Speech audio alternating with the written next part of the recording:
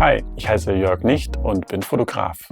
Ich bin spezialisiert auf urbane Fotografie und teile meine Arbeiten auch auf Instagram.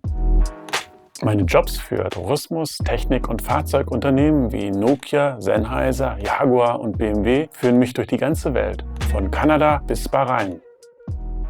Mein kreativer Prozess beginnt mit der Beobachtung meiner Umgebung. Was bewegt sich um mich herum? Wie verändert das Licht die Szenerie? Und wie kann ich die Situation für meine Kunst nutzen?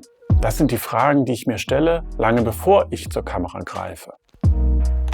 Mein Stil ist auch maßgeblich durch die Smartphone-Fotografie beeinflusst. Bei urbanen Szenen ist die Mobilität ganz wichtig und ich versuche sie auch mit anderen Kameras umzusetzen. In diesem Domestika-Kurs werde ich dir zeigen, wie du mit solider Technik und Selbstreflexion Bewegung in der Stadt fotografieren kannst. Als finales Projekt wirst du eine Straßenszene erschaffen, bei der Bewegung selbst eine Hauptrolle spielt. Wir fangen an mit einer Frage: Warum urbane Fotografie? Die Antwort darüber entscheidet, was und wie wir fotografieren. Danach lernen wir unsere Kamera kennen. Es ist wichtig, dass wir die Technik beherrschen, sodass wir während der Aufnahme auf das Gerät vertrauen können. Und dann gehen wir auf Motivsuche. Wir suchen uns einen Ort aus und beobachten erstmal, ohne Kamera.